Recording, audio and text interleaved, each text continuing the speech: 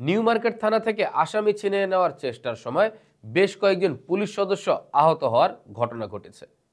Police জানায়, elephant রোডে ব্যবসায়ীকে কুপিয়ে হত্যা করার ঘটনায় জড়িত থাকার অভিযোগে মিঠুন নামে এক আসামিকে গ্রেফতার করে থানায় নিয়ে যাওয়ার সময় হাতাহাতির ঘটনা ঘটে। এই ঘটনায় মামলার পর 6 হামলাকারীকে গ্রেফতারের কথা জানানো হয়েছে। গত 10 জানুয়ারি রাজধানীর এলিফ্যান্ট রোডে মাল্টিপ্লান সেন্টারের সামনে মার্কেটের দোকান মালিক সমিতির নেতা এহতেশামুল হককে কুপিয়ে আহত করে দুর্বৃত্তরা।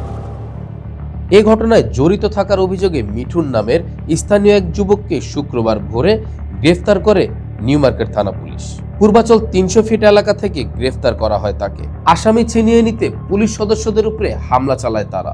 এ সময় 6 থেকে 7 জন পুলিশ আহত হন। তবে প্রতিরোধের মুখে দ্রুত ছটকে পড়েন দুর্বৃত্তদের অনেকে। রমনা জোনের ডিসি জানান, আসামি ছিনিয়ে নেওয়ার চেষ্টার ঘটনায় মামলা হয়েছে। মাল্টিপ্লানের ওখানে যে এই একজনকে কোপাই ছিল, এহতেশাম নামে ছেলেকে, তারপরে তার সাথে দীপু নামে অ্যারেস্ট করছে, থানায় ঢুকতে দিবে না বা এরকম আসামি ছেড়ে দিতে হবে, এরকম বিষয় আছে। মামলা হচ্ছে। সিসি ক্যামেরার ফুটেজ দেখে বাকিদের শনাক্ত করার চেষ্টা চলছে বলেও জানান রমনার ডিসি।